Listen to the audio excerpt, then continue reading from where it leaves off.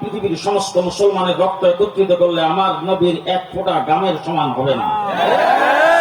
আমার নবী ইসলামের গাছের গোড়ায় সর্বপ্রথম রক্ত দিয়েছেন, তারপর ইসলাম কুমিল্লা পর্যন্ত পৌঁছে। ঠিক ইসলামের গাছের গোড়ায় রক্ত দিয়ে ইসলাম কুমিল্লা পর্যন্ত পৌঁছায়ছেন সাহাবায়ে কেরাম।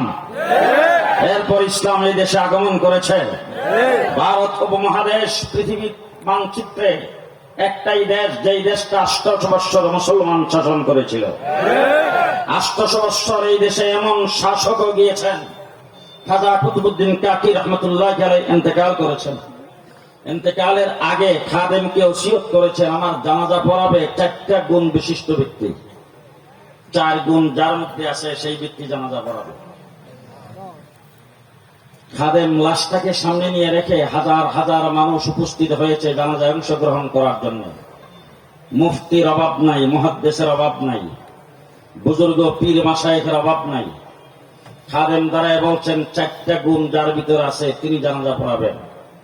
১ নম্বর, জীবনের শুরু থেকে পর্যন্ত কোনদিন ৫ ওয়াক্ত নামাজের ১ ওয়াক্তেরও তাকবীর ওলা ছোটে নেই। ২ নম্বর, আসরের সুন্নত কোনদিন কাজা হয়নি। ৩ নম্বর, জীবনে কোনদিন তাহাজ্জুদ কাজা করে নাই। ৪ নম্বর, তার চোখে কোনদিন কোন বেগানা মহিলার চেহারা দেখে নাই।